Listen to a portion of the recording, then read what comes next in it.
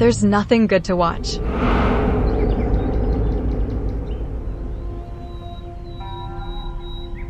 Don't worry, I'm here for you. Did you know? Did I know? What? Crunchyroll has live action movies. Thanks, I guess. No problem. Crunchyroll. Crunchyroll is a service that pretty much every anime fan knows about, but it's got some pretty weird stuff on it. カッパ様のおかげでなんだか元気が出てきた。ありがとう、カッパ様。 Now, not every anime fan uses Crunchyroll. There are other ways to get anime, but it is a popular service. Now, in case you're the 1% fringe case that doesn't know what Crunchyroll is, why are you here?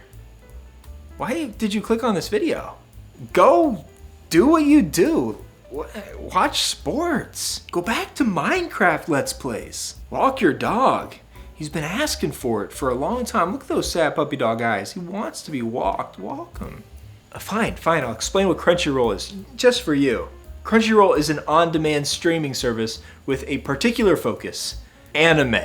It offers a library of more than 1,000 anime, movie, and TV titles, and simulcasts a selection of shows as soon as the same day they air in Japan. The company touts itself as a champion of the art and culture of anime. Wow! 1,000 anime TV titles? What? How do they manage that? Well, at $7.99 a month, you get what you pay for. Now, unlike Netflix, which makes it downright frustrating to find out what's in their total library, Crunchyroll conveniently allows us to browse every title they have alphabetically. And I did that. I looked at them all. The results are shocking! And undeniably, they inexplicably have a lot of weird stuff. Let me show you what I found. Oh yeah. Did you know that Crunchyroll isn't just anime? 質問とかしてもいい感じですかね。 They have a catalog of live action movies and shows. And yeah, following the company's mission statement of promoting anime, it stands to reason that a lot of them are remakes of anime properties or manga properties. You've got movies, TV shows, even some stage productions.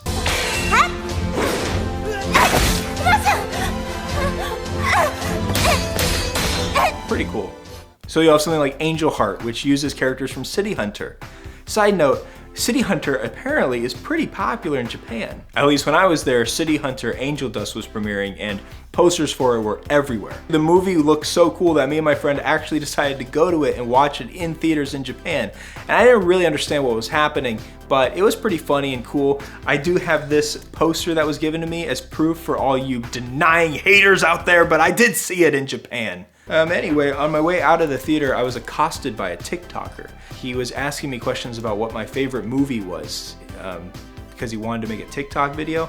And so I said City Hunter, which I mean, I guess he laughed at, but he wanted to know like real American shows. So he was asking me like, what do you actually like? What TV shows do you like? And I was like, well, I don't know. Have you seen Seinfeld? And he just gave me like a blank stare. And so I relented and I said, have you seen Friends? Oh yeah, Friends. Which is crazy because like for being the inferior show, it has a much bigger global audience. Anyway, I'm getting sidetracked. Let's get back to anime. There's also an Akagi drama series. There's As the Gods Will, which is a higher production movie. I mean, to be honest, all of those in their own right seem to be fairly high budget, like pretty big productions. A lot of care went into making them, you know?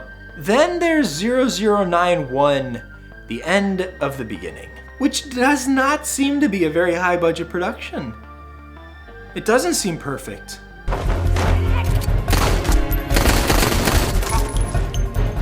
Perfect. I was wrong. It is perfect.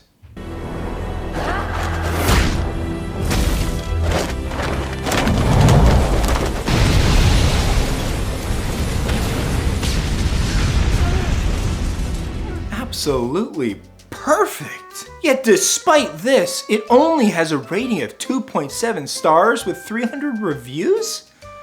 Come on, let's see what they have to say.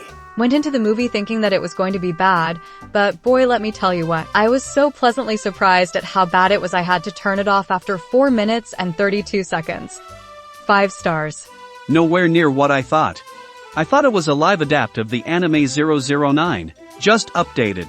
I got to Min 1735 before my soul and TV begged me to stop the pain and suffering. It was so generic. The hot heroine wearing red leather, thigh-high platform boots. And the evil jealous girl in all black trying hard to be sexy while getting her butt kicked. Can we talk about the towel? I want one that does that. LOL, you would get more enjoyment watching the Bleach opera, which don't even sound like a good time. 1 star. Bruh. WTF did I just watch? 1 star. Do not watch. Head-turning actresses, stunningly bad everything else, machine gun titties. 5 stars. What?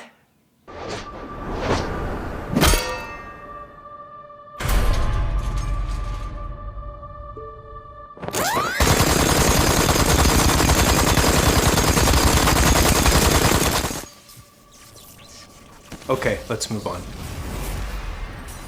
Let's go.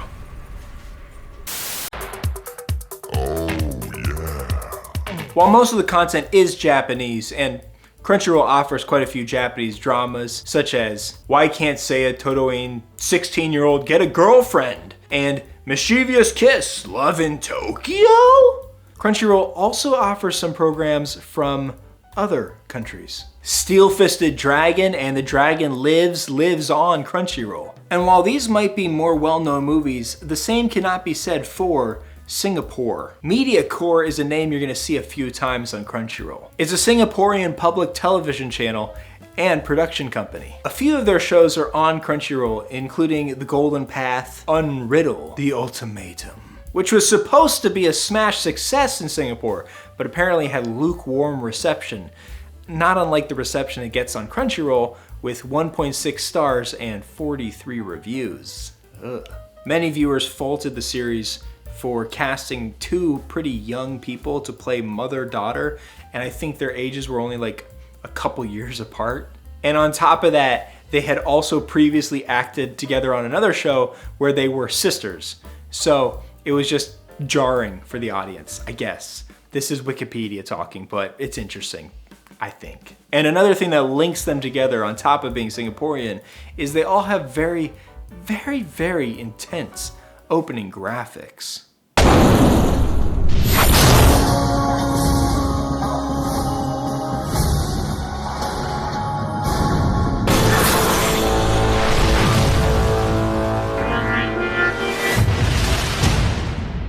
Then there's Cliff. Cliff stands for Courage, Loyalty, Integrity, Fairness. Cliff is a Singaporean crime drama that was also made by MediaCorp, but this time it was in collaboration with the police force, which unsurprisingly the show is basically a promotion for the Singaporean police force, with quite a few scenes revolving around how bad protesting is and how if you protest, things explode!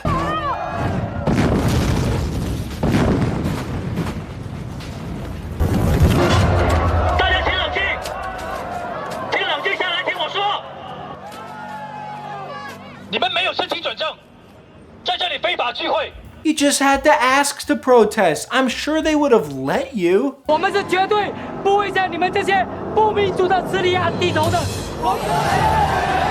That's the bad guy.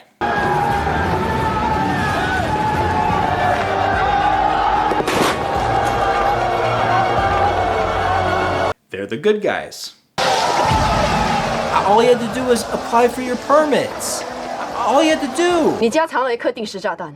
Oh, shoot! Oh, whoa! 这样也把我当成是恐怖分子，未免太过分了吧？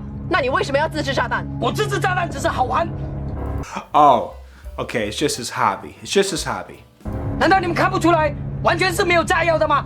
不能再 Those 行动。 dirty 我劝你 cops, 合 I 作一 believe 点，说 him. 出你的阴谋。我家里本来就没有什么炸弹，你们私底下去我家里搜查，要栽赃于我。 Wait a second, I thought it was your hobby. Something's fishy. Anyway, I think I'm done with Singapore for now. I do love the country though. And if any of my friends are watching, I miss you guys. You got some funny TV shows though.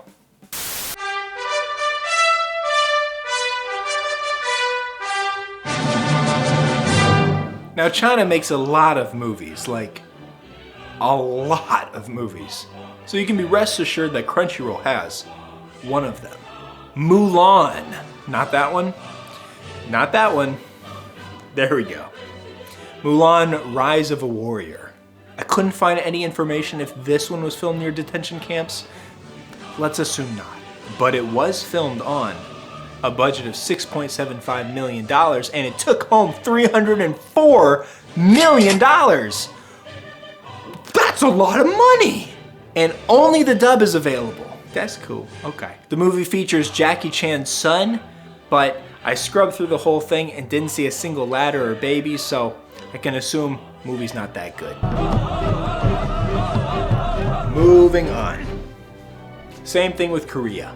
From what I could find, Crunchyroll honors the country by allowing one film to represent its entire demographic. And yeah, there are a ton of good South Korean films. The one we get is called Hansel and Gretel. And believe it or not, it's horror. But the only thing I'm scared about is how often that genre shows up in Crunchyroll's live action library.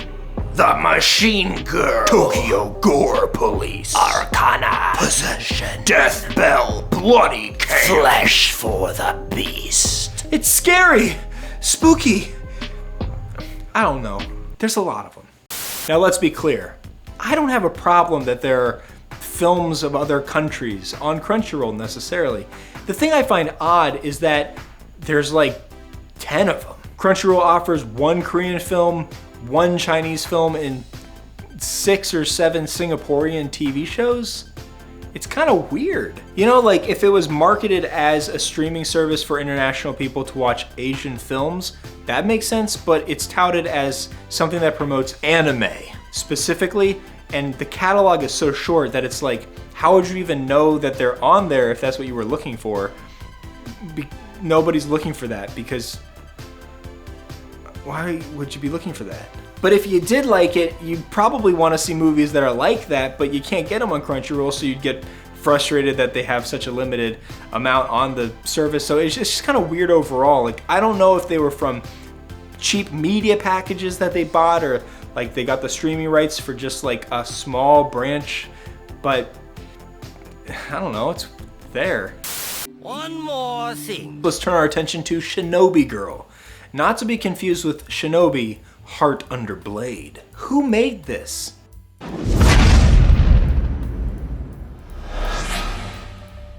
Media Blasters. Who is Media Blasters? Media Blasters was founded in 1992. It's in the business of licensing and translating and releasing properties of manga and whatever to North American audiences. So this includes Asian films and television series, along with adult anime, monster movies, concert films, independent films, exploitation films, horror films, just the works, you know? And they're not a very big company from what I could find, but it seems like they've got their hands in quite a few cookie jars, like more jars than hands, which is very impressive to me because I love cookies and would love to get my hands on some cookie jars. Yum. But Shinobi Girl is not licensed from Japan. It is an American production. It happens. It's an action series about a Wall Street ninja business lady who's taken out her revenge on the Wall Street 1%ers and saving the 99. As the 1%ers, we work hard and we play hard. Boy, do they need saving. These are the so-called 99%ers. 99%ers. And you thought it was about wealth disparity? No! Dude, the wealthy are into some freaky stuff. Sheesh, good thing we have Shinobi Girl on our side.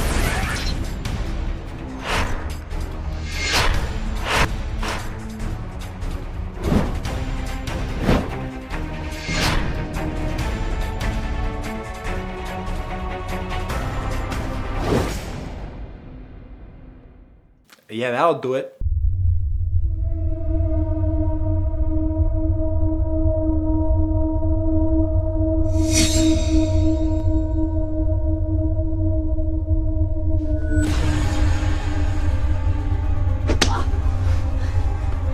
I'm making the Bourne Identity. He was a criminal and I'm gonna prove it to the world. You watch your tongue or I'll cut it out!